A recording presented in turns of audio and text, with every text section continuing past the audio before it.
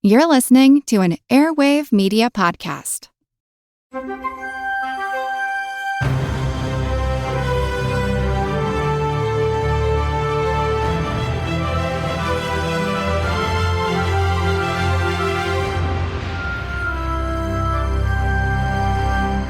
Welcome to Unbiased Science, where we bring scientific method to the madness. I'm your host and public health scientist, Dr. Jess.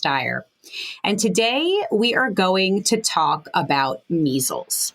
So measles, once on the brink of eradication in the U.S., is making a dangerous comeback, especially in communities with low vaccination rates. This is happening in the U.S., but also elsewhere around the globe. So much so that the latest measles outbreak jeopardizes the U.S.'s progress toward measles elimination. Despite the availability of safe and effective vaccines, measles cases have been on the rise, in large part due to vaccine hesitancy and misinformation. We must work together to reignite a culture of immunization in the U.S. by addressing parents' vaccine questions and concerns to safeguard the strides we've made in preventing and even eliminating dangerous diseases. And unfortunately, just last week, news broke that an unvaccinated child under the age of 5 died from measles in Ontario, Canada, just underscoring that this isn't, I think some people write off measles as just a skin rash or something, not serious. And that's sort of because we're a victim of our own success, right? Because vaccines have been so successful. And unfortunately, these gaps in vaccine uptake have threatened our progress. So today I am joined by a very special guest, Serese Marotta. I hope I'm saying that correctly, even though I practiced. Hi, Serese. That was perfect. So just a brief background on Serese. Serese is a 20-plus year public health expert and former scientist, and we're going to talk a little bit about her journey. She's currently the Director of Advocacy and Education at Vaccinate Your Family. She works closely with community health workers on the ground amidst this challenging measles outbreak landscape and brings a unique perspective through her ongoing work. Additionally, Serese is a personal advocate for immunizations whose work is inspired by the loss of her son, Joseph, to a vaccine-preventable disease. Serese, thank you so much for joining me today. Well, thank you for having me. Very pleased to be here. So let's start at the beginning. Can you tell us a little bit about your background? I know you mentioned that you have a background in science, but also your personal journey of becoming involved in advocacy and education. Sure. So I was, for the better part of 2 decades, a scientist. My main focus was conducting human health and ecological risk assessments, which means I was looking at environmental exposure of both humans and animals to chemicals in various media, be it soil, sediment, surface water, groundwater. So worked really closely with engineers to figure out, was there a risk, was there a hazard to either people or animals? And if there was, how are we going to clean it up? So really already worked in that public health space for almost 2 decades. About 15 years ago, I unfortunately lost my healthy 5-year-old son, Joseph, to flu during the 2009 H1N1 pandemic. So I kind of pivoted in the public health space and became more and more involved in the immunization space. And then that eventually became my career. And henceforth, I'm now working at Vaccinate Your Family. And it was really my personal journey that, let my personal passion that led me to this, because, this happens to you and you think, oh my goodness, am I the only one? And then you find out you're not. And your mission in life then becomes to make sure that it doesn't happen to other people. I just have to take a moment to say I'm so very sorry, for your loss. I can't even process that. As a mother, I just such an unimaginable loss. And I think you're really honoring your son's memory by doing this important, meaningful work that is changing the lives of so many. So thank you so much for what you're doing. So Serese, can I ask, I have a bunch of questions I want to ask you, but were you vaccine hesitant at any point in your life? No, and I'll tell you just a little bit about Joseph's story. So Joseph, I have always been pro-vaccine. I think as a scientist, as a protective mother, I was vaccinated as a child. I just looked at vaccines and thought about vaccines as this is something that you do. Right. So Joseph, during the fall of 2009, he actually did receive the seasonal flu vaccine. But that vaccine did not offer protection against the pandemic strain of H1N1. So I don't know if you remember, but in 2009, the monovalent flu vaccine came out, unfortunately, after, in my community at least, after Joseph passed away. So although he was vaccinated, he essentially, like so many others, did not have protection against H1N1. Mm. And of course, because he was young too. So, he had no previous exposure to rely on like some older adults did. Right. So always pro-vaccine, but certainly I can tell you honestly, probably one of the most important points I always share about Joseph's story is he was in the hospital for 10 days. After he passed away in the ICU, I remember looking at the attending physician and she said, he's the 85th child to die from flu this year. And I said, children don't die from flu. I literally had not heard of this happening. I thought it only happened to older adults. How wrong was I? Mm-hmm. And it was just, you don't know what you don't know. And so that for me was it was an eye-opening moment for sure. So Serese, one of the things I find so powerful about your story is that despite the fact that Joseph was vaccinated, right, against the flu, and he still passed away from flu, that you continue to be an advocate for vaccines, including the flu vaccine, which is a testament to your understanding. And of course, the fact that vaccines are not magic bullets, right? And they're not perfect. Anyone who claims that they're perfect or 100% effective is ill-informed. That's not accurate. And I know you mentioned a little bit about vaccine technology and that being a monovalent. Now the flu vaccine is interesting. The vaccines are going through a change right now where they were previously quadrivalent, but because one of the strains, the Yamagata strain, that was one of the strains that the flu vaccine protects against, it has not been detected in years. They're removing that from the formulation. It will now be trivalent moving forward. So I have some content in the works to help, to help inform people about that shift. So let's shift a little bit to measles specifically. I'm sort of blown away that this is something that we're even talking about now. It feels like we're really regressing. And I know for so many of us, it's so frustrating because we know we have this incredible tool, the MMR vaccine, which after 2 doses is 97% effective. And that now we're still seeing these cases crop up. And again, this terrible case out of Canada of the child fatality. So why is measles in particular raising so many alarms in the public health world right now? Well, I think what we're seeing is unfortunately a result of declining vaccination rates. So we know measles is very contagious, if not the most contagious infectious disease. 9 out of 10 people who are exposed, if they're not protected adequately, will become infected. So it's very concerning because, like you said, back in 2000, the U.S. declared measles was eliminated. We did not have continuous disease transmission for over 12 months. We now are, at 139 cases in 2024. We've got 10 outbreaks in 20 states. It's just really kind of incredulous. And what that shows us is, number one, how infectious measles can be. And number two, what are the impacts when we even see just a slight decline in vaccination rates, right? So the CDC obviously puts out their data for the 22-23 year. We went from 95% coverage rate to 93%. that is just enough. It doesn't seem like much in the context of things, right? We're thinking like, oh, it's 1%, it's 2%, it's not a big deal. But this is what we're seeing with these measles outbreaks shows us it's a big deal. When we have people who aren't vaccinated, unfortunately, and again, whether that's people we're exposed to in the community, these diseases are only a plane ride away. We have people coming in from outside the country. Mm-hmm. Mm-hmm. This is why. Well, and you alluded to it, the contagion factor, the R naught for measles is so high. It's so highly infectious and contagious.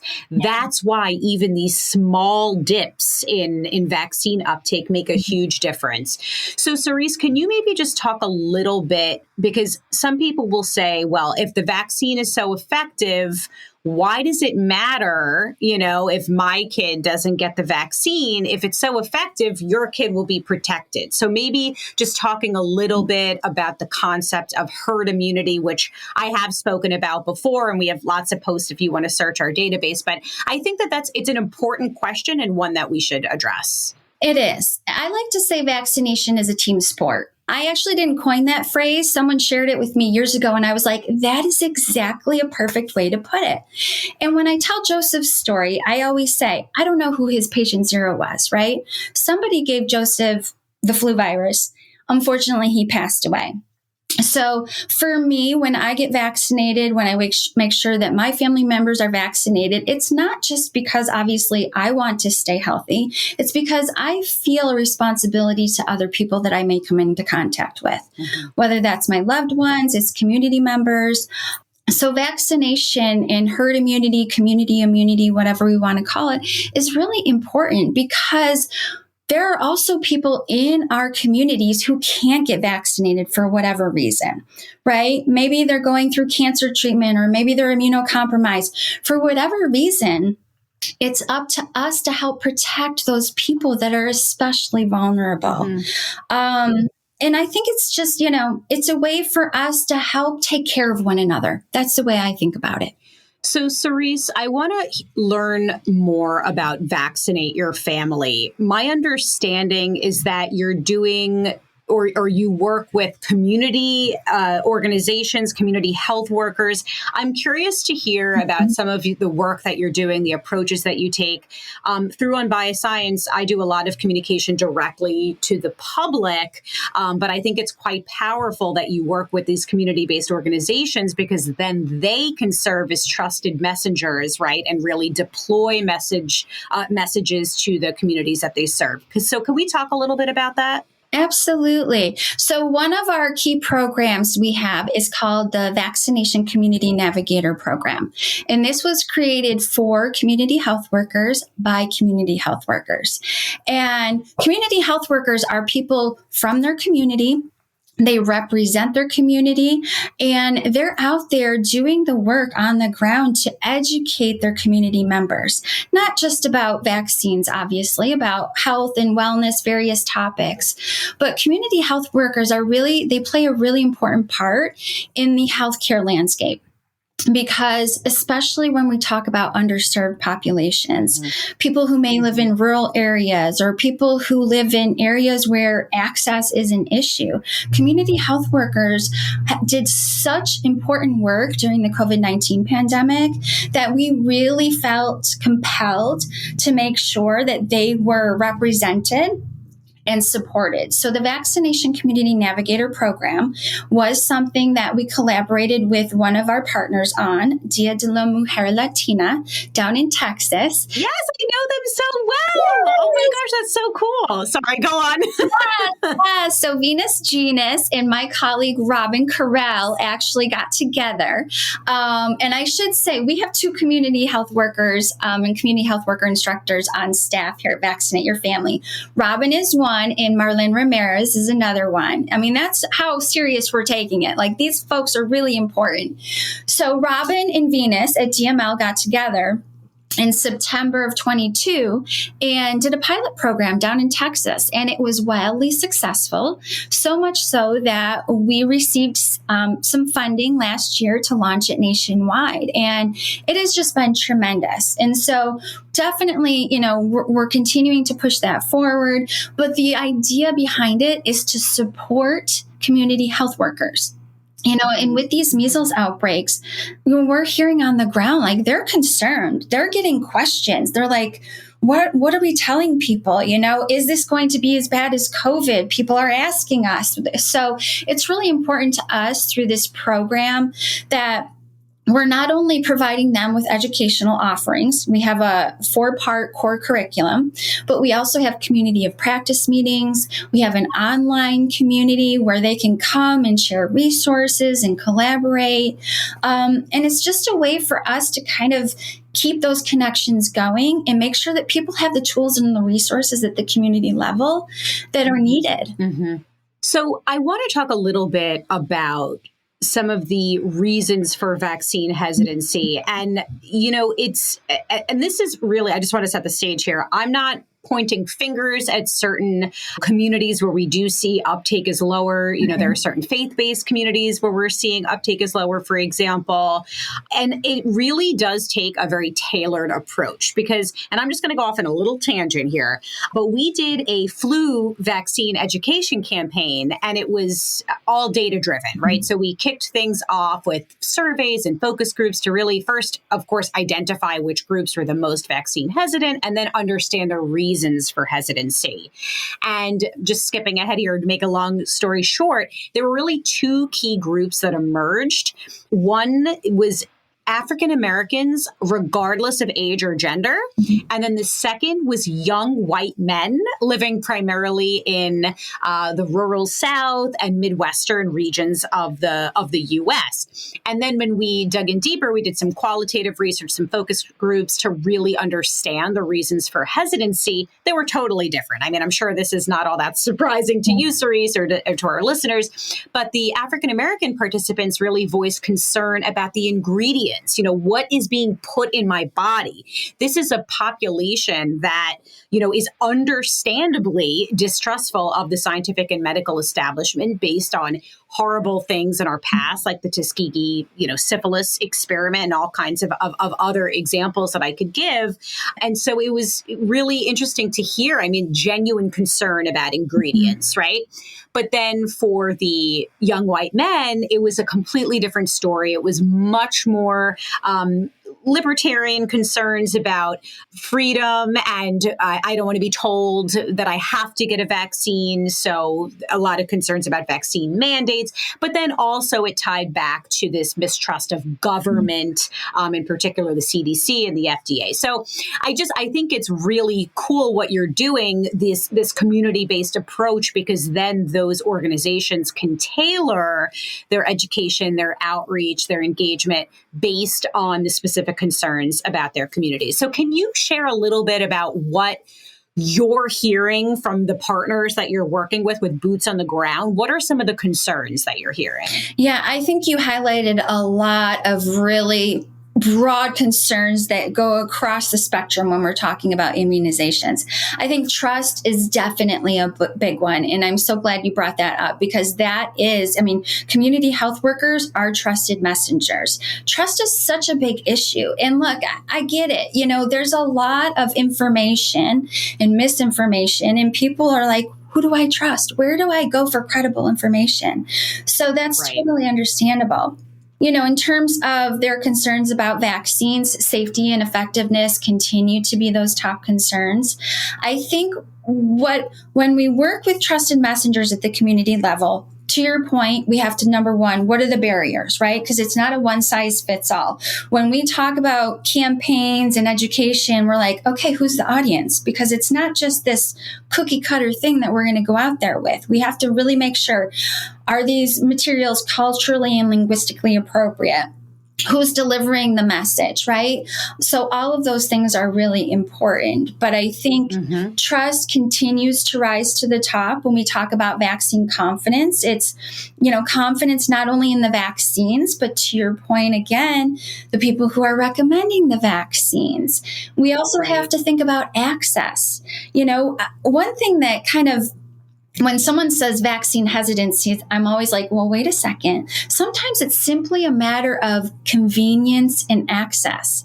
There are so many people who are like, I just didn't get a vaccine because it wasn't high on my list, or I went to my doctor and he didn't stock the vaccine and I couldn't make it to the pharmacy, or there's not a pharmacy near me, right? So we have to really drill down on what are those barriers. I am so happy that you're saying that. And I want to call out a friend of mine, an amazing science communicator, Dr. Nini Munoz. She runs the page Nini and the Brain. And she just did this really fantastic post. I'll link to it in our show notes about anti-vax and vaccine hesitancy. And then to your point, Serese, there's also this access issue. I worry, and I've honestly been guilty of this in the past, that a lot of us with science backgrounds we get very frustrated, right? When we see uptake drop and vaccine rates drop. It's like, what's wrong with you? We have this amazing tool. Why aren't you getting it? But it's often a lot more nuanced, a lot more complex. I think that we have to do better as scientists and science communicators, that we can't just write people off, because there are some really legitimate questions and concerns. And as a parent, we want to make sure that what we're putting in our child's body is safe and it's been studied and we're not, doing harm. So I get it. And I think overall, that's why I love hearing you speak and the work you're doing. You're really driven by empathy, and the goal is to help educate people, break down barriers, and get those vaccine rates up. But you're not coming from this place of judgment or this top down, like you have to do this, because that people do not respond well to, and it's understandable, right? So exactly. Keep up the good work there, Serese. That's amazing. Exactly. So what do you see as the biggest challenges and threats to vaccine-preventable diseases today in 2024? Oh gosh, there's a list. I will try to kind of give you my top few. I think misinformation continues to be a problem, right? Again, people need to know, where can they go for credible, evidence-based information? So, and the people that are pushing that mis and disinformation, they're quite savvy, right? So we're doing what we can to educate folks, but I think misinformation continues to be an obstacle that we will continue to wrestle with. I think in terms of trust, again, working with people, and not just, to your point, going in and telling them what to do, but involving them in the beginning. Giving them a seat at the table in the beginning, at the planning stages, right? And a lot of it is listening. We have the expertise, but so much of it is just going in and listening. What is going on? What are your concerns? And look, it's okay to have concerns. It's okay to have questions. And as a parent, I would tell you both personally and professionally, have questions. Ask questions. That's what we're here for.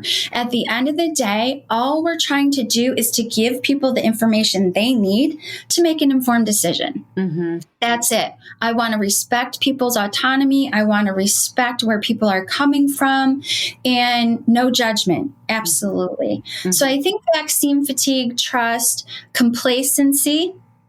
Look, we're all... I get it. COVID-19, we're all a little bit fatigued about hearing about vaccines. It seems like every 5 minutes, it's like, oh, okay, now this, now that. What we need to do is just keep on keeping on, keep giving people the information that they need, be clear and concise and transparent. Follow the science. Another important thing that we do here at Vaccinate Your Family is storytelling. Science is great. Love the science, share the science all day long. But vaccination is also an emotional issue. And I can tell you personally, as many times as, I put my science hat on and I go out and I spout out all of this information, all of this science, and people are like, yup.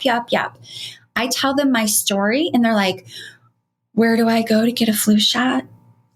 Science is definitely an important part of the conversation, but when you combine storytelling with that, you're touching their heart, you're relating to them. And again, as long as you lead with empathy and respect, again, we're not doing this to tell you what to do. We just want you to understand the susceptibility and the severity. And that's what storytelling does. There's stories of loss like mine. There's also stories of survivorship.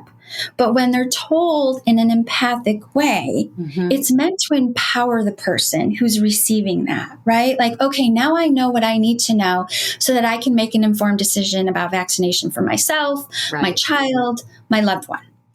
I love that so much. And there's a reason that science communication is even a thing now, because it's not just about what you're saying, it's how you're saying it, right? If people just wanted the science, they'd open up a science textbook, but it's more than that. We're human beings. There's, decision-making is such a complex process, right? And as you said, there's the information and the facts and the science, but then there's also the emotional element and the human element. And I think that's spot on.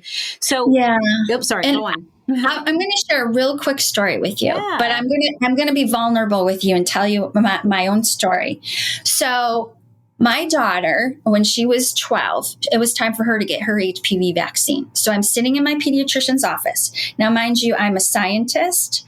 I have lost one of my children to a vaccine-preventable disease. I am a protective parent. I know vaccines. I know science. Pediatrician walks in and says, okay, it's time for Emma's first dose of the HPV vaccine.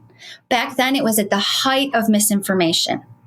I will be honest, I took a beat. For a moment, I was like having a panic attack going, my brain is telling me this, but my comfort level isn't there. So I said to my pediatrician, I said, can you please go out, give me a bunch of literature, bring it back in this room, and let's sit here and talk about it. And we did. And my daughter got her shot. She finished her series. But in that moment, I was a parent and I was a human being. I wasn't a scientist. I wasn't someone who works in public health. So for me, I never lose sight of the fact of how emotional and sometimes gut-wrenching it can be for people to make decisions about vaccination. I'm so happy that you shared that, and there's absolutely no judgment. You were wearing your mama bear hat, and I totally get that. It's interesting that you bring up the HPV vaccine because my mother actually, and I was born, I'm sharing a lot of information now. How old am I? I'm 38 this year. So I don't, back when I was a teenager, I remember my mom, she decided not to get me the vaccine. And it's because she was reading all of that information, the misinformation, and the overall takeaway for her was, it's just too new. We don't have the data. We don't have the research.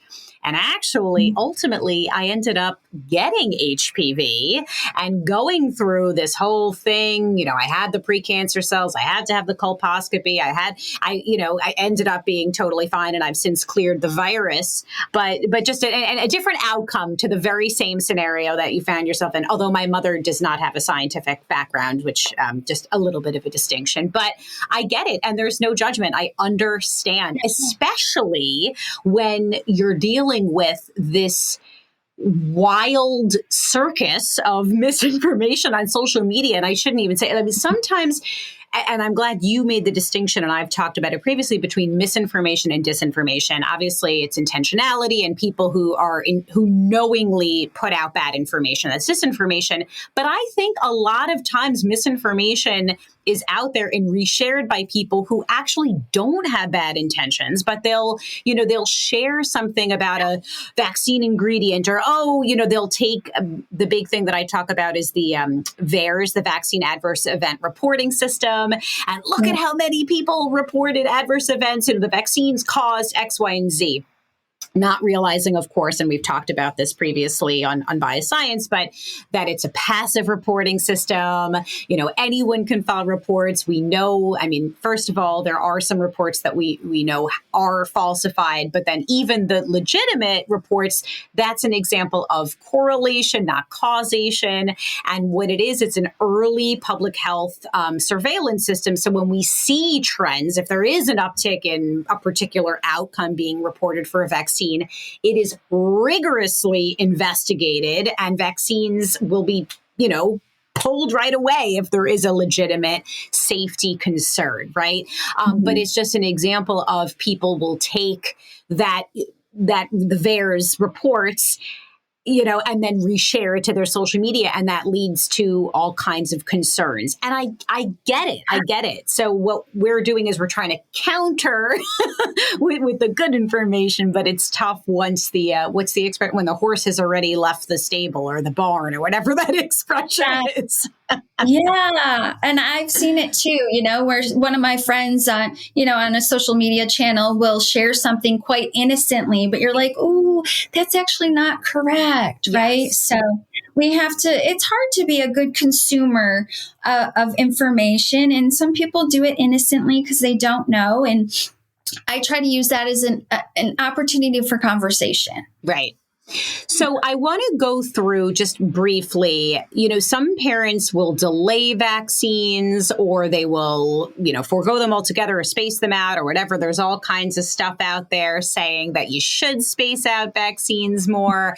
And so I'm actually working on a post right now that will likely be published by the time this episode airs. I just want to kind of walk through for any folks who are listening and maybe have some questions about whether that's a good idea.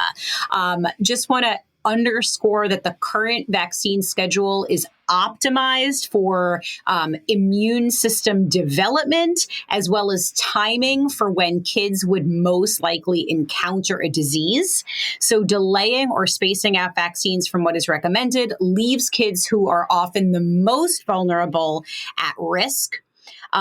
Let's see what else I want to emphasize here. In the post, I'll go through exactly why, like the first dose of the measles vaccine is recommended at 12 to 15 months. And why is that the case? So it's administered at this time to avoid interference from maternal antibodies, to ensure that the infant's immune system is mature enough, and also to provide protection before potential exposure, right?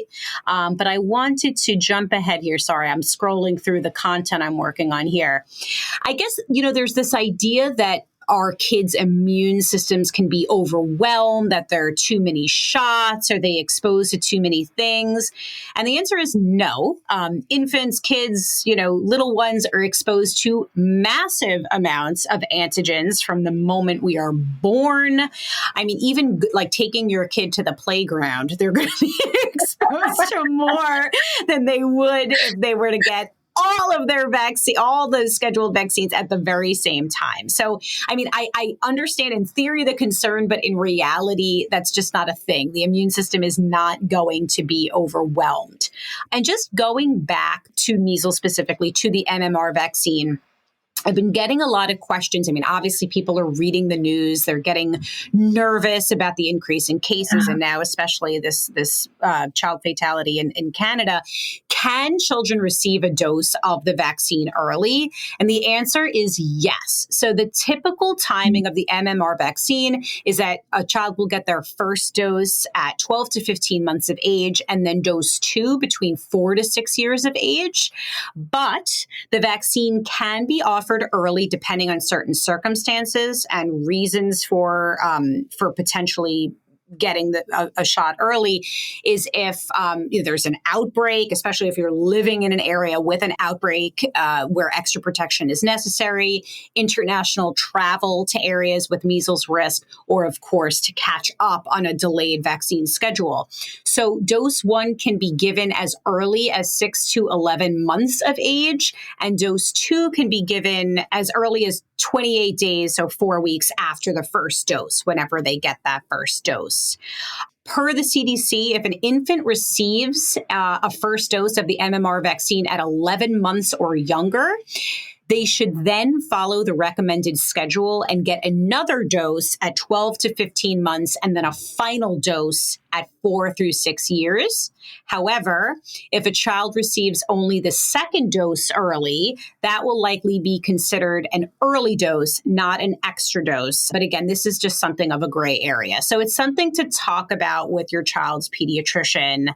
Serese, what else? Is there anything else that we didn't talk about today that you wish more people knew about vaccines or about measles in particular that you want to share with folks?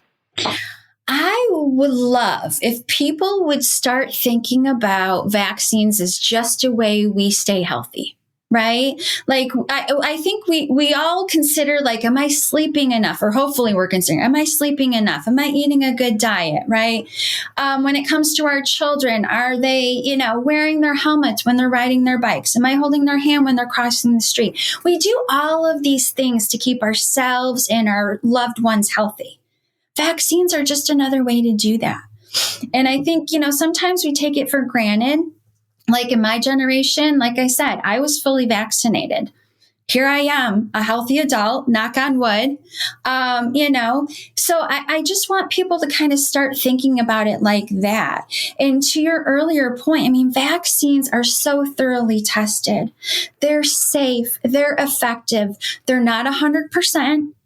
But what's really important about vaccines is they help reduce those severe outcomes like hospitalization and death. Mm-hmm. People do not identify as being high risk, even people with chronic medical conditions. But the reality of it is, and Joseph is a perfect example of this, we are all susceptible in some way, shape, or form, even healthy children and adults. There's nothing that puts us in a bubble and makes us untouchable. Even though we want to think that, when we think, oh, we're young, we're healthy, I'm not going to be that one person who gets really sick. We have a library of stories at Vaccinate Your Family. Stories just like Joseph's of loss and survivorship. So many of these people were just like Joseph. Healthy, no underlying risk conditions. So again, let's just start thinking about vaccines as a way we stay healthy. We put on our seatbelts when we get in the car, or at least we should, because it's the law, So let's just kind of think of it like that. And again, if you have questions and concerns, that is totally okay. We want to make sure that you have access to that information. If you're having trouble finding vaccines, if you're underinsured or uninsured, there is the Vaccines for Children program where children who qualify 18 years and younger can get free vaccines. So there are a lot of programs out there that if cost is a barrier for you or your family, there's ways to address that. Serese, can you say one more time what that program is for children under 18? Yeah, it's called the Vaccines for Children program. Okay. So any of the recommended vaccines for children and adolescents are available through that program. So you can go on. I will give you a link and perhaps you can share it in the notes. Absolutely. Yeah, because we want people to know, if they're maybe living in an underserved area or they don't have insurance or they don't have a medical home, there's still a way for them to get access to those vaccines. I'm so happy to hear that. Do you happen to know offhand, just out of curiosity, if COVID is included in that? Ooh, that's a good question. I believe yes, because now it is an ACIP recommended vaccine. Yeah. Okay. And I'm asking because the CDC I believe it is ending imminently its Bridge Access program, which was in August. There you go. Yeah. And I was really upset to hear that. But, there's been very low demand for the COVID vaccines. I think there are other reasons, some funding issues that program is ending. So I'm thrilled to hear there's another resource. I will happily share it to show notes and I will share it in our stories and make sure to get the word out. One more thing. If you you are looking at vaccines.gov, you can go on there and find a COVID vaccine too, because, there are federally qualified health centers, there's rural health centers. So there are tools available and resources available. It's just a matter of getting connected to those. Right. Now, I was actually getting ready to wrap up, but I have one more question for you, because we've been talking a lot about mistrust, distrust of the government, CDC, the FDA, as well as pharma companies who are producing these vaccines. Is there anything, what would you say to a person who says, well, I'm not going to get any vaccine because I don't trust these agencies. I don't trust pharma. They're selling us these products. They don't care about our health. They're trying to keep us sick, so they could sell us the cure, a lot of these things that we hear. How would you respond to that? Oh, gosh, that's such a hard question. But I think, the evidence is there. The science is there. And I get the trust issue. We all have that circle of trust, right? Like we all have those people that we go to that when we have tough questions. So if you have a trusted healthcare provider, ask them questions. That's what they're there for. If you don't have a medical home and you're looking for information, vaccinateyourfamily.org. You can visit our website. We have a lot of information on there. I would say, again, for me, vaccination is a way we keep ourselves and our families healthy. It is just important as sleeping, eating nutritious food, all of those other ways that we take care of ourselves and our families. So I would say make it a priority. I understand you may have concerns, and that is entirely okay. Just please seek out a resource where you can get the answers to those questions. Yeah, I think that's all really great guidance. I think that's been the most challenging thing for me. It's like, how do you address this fundamental mistrust, distrust of these agencies or companies? And it's tough because I'm not going to sit here and say that, pharma is motivated by humanitarian, reason. It is. These are for-profit. That is a for-profit entity, pharmaceutical companies. I'm not talking about government right now. And it's tough. But at the same time, I would say that you'd be hard pressed to find a person or an organization that isn't, there is always an element of financial viability and profit, right? And I think another tactic that I sometimes take, and it's sometimes effective, it's not so great at building the trust in those agencies or companies, but it's helpful to help people confront some of their own cognitive dissonance or biases when they won't get a vaccine, but then they'll take a supplement, which, we know the supplement industry is a multi-trillion-dollar industry at this point, the wellness industry. And the difference is, they're both for profit, right? Pharma and the supplement industry, but one is very closely regulated. And that's the big difference. So helping people, it's like, you're so willing to take that supplement or that powder, whatever, milkshake or whatever it is that people are having, but those are not regulated or studied for safety and effectiveness and held to that same standard. So I use that sometimes. Yeah. And not just that, but I think about this quite often too. Like, even like our shampoo, our conditioner, our body lotion, our clothes, the things in our household, like we're not anywhere near as prescriptive when it comes to, I'm not sure what's in that shampoo. I don't know if I want to use it. There's a bunch of ingredients in there I can't even pronounce, but I'm like, okay, sure. But when it comes to vaccines, we're like, get out the magnifying glass. If you stop for a moment and think about that, and I'm pro-vitamin too. I am not knocking vitamins. I take my multivitamin every day. But you're absolutely right that we don't seem to give a second thought to some of the products that we come into contact with on a daily basis. But when it comes to vaccines, it's like, oh, hold up. Oh, wait a minute. Yeah. That's not. No, you're so right. And I have this theory. It's not I mean, others have said this. I'm not the one who's invented this, but there's something about like the fact that it's a needle going in our body, something about the mode, the injection. There's something that is off-putting to people. Anyway, it is an interesting, a lot of different layers, a lot of different reasons here. Yeah, no, and I get it. And it's funny because I was in the hair salon a while ago, and this is not a judgmental observation, but a lot of women are doing injectables, and they were talking about it in the hair salon, and in the next breath they were like, but those COVID vaccines. And I kind of just had to giggle to myself because I was like, you realize that doesn't sound right. Like, they're both injectables, but you're questioning one and not the other. Right.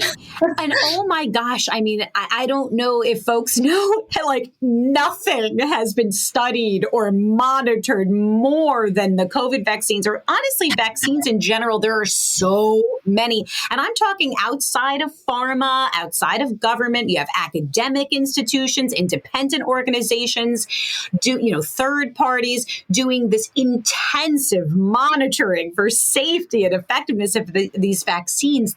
All eyes are on these vaccines, So anyway, Serese, thank you so very much for joining me today. Thank you for the work you're doing through Vaccinate Your Family. One more time, where can folks follow along or get involved? So you can visit vaccinateyourfamily.org. There is a wealth of information on there. We're also on Facebook, Instagram, LinkedIn, Twitter, X, whatever it is we're calling that now, LinkedIn. So yes, please do follow us for information. If you are interested in getting involved in some advocacy efforts, you can reach us through info@vaccinateyourfamily.org as well. So please do reach out. We are here to help guide, educate, empower. You are amazing. Thank you for sharing your story. Thank you for telling us about Joseph and your journey and just everything you've done. It's incredible. And thank you to our listeners for tuning in today. Hope that you learned something from this episode. Remember that we have a searchable database. And I have to check this is embarrassing. uspodsources.com is the link to our searchable database. So if you have questions about measles, the MMR vaccine, or just anything, you can search by keyword. Remember that we have a weekly newsletter on Substack. It's free to subscribe, although there is a paid option if you're able and willing to support our science communication efforts. You can sign up for that at unbiasedscipod.substack.com. And I'll link to this in all of our show notes. And sorry, I'm having do you see I'm blanking on all of these links and addresses. I don't know what's going on with me right now. Anyway, thank you all so very much for tuning in for No Nonsense, Just Science.